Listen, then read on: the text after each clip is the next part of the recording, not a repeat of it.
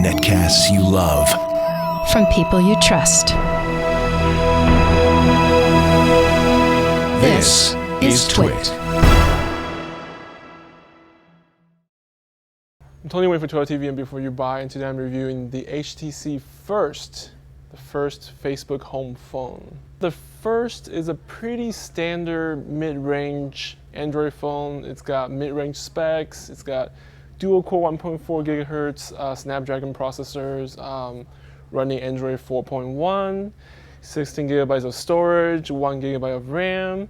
You do have 4G LTE exclusively on AT&T at the moment, and 5 megapixel f2.0 camera and 1.6 megapixel front-facing camera, 2000 mAh battery in this sort of soft feel, minimalistic design, and really reminds me of the HTC 8X, but more polished like a bar of soap.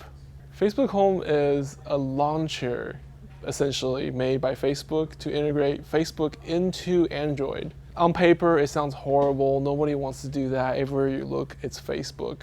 And I give it the benefit of the doubt, and I actually tried it for a few weeks, and I love it. Oh, I hate to say that, but I do love it. I actually became a heavy Facebook user now, and there's a few tricks for Facebook Home. You really have to sort of go in there and tweak your notification system and see what kind of updates you're getting.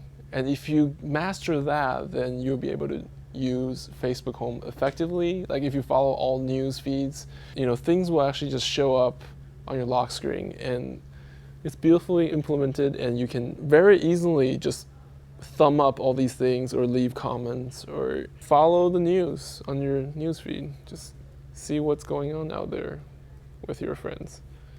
So you really do have to manage who you're following on Facebook so you don't get random people, like they're kids, and you're like, who are these people? I don't remember following these people. The best part of Facebook Home is the chat heads. And they're very convenient, but at the same time, they're very, very annoying. So your mileage might vary. You would either love it like I do, or you would hate it like majority of the world. One of the features that not everybody talk about with the chat heads is that you can actually use it as your default message client. So you can actually use it for your SMS. And I know the chat heads are actually already on Facebook Messenger on all Android phones, but you would notice that after a while of not using them, they actually kind of go away once Facebook Messenger is turned off in the background. It's not running in the background. On the HTC First, you have permanent chat heads.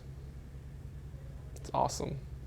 Pros and cons of the HTC First. It is the first Android phone running full Facebook Home experience. It is mid-range, so it's very affordable. It's $99 with a 2-year contract. And the pro that most people don't know about is that it's very easy to turn off Facebook Home and you get vanilla Android 4.1. So this is pretty much one of the few vanilla Android phone you can get from a carrier. Con, there isn't much con. I guess you can say the screen is too small. It's 4.3 inch.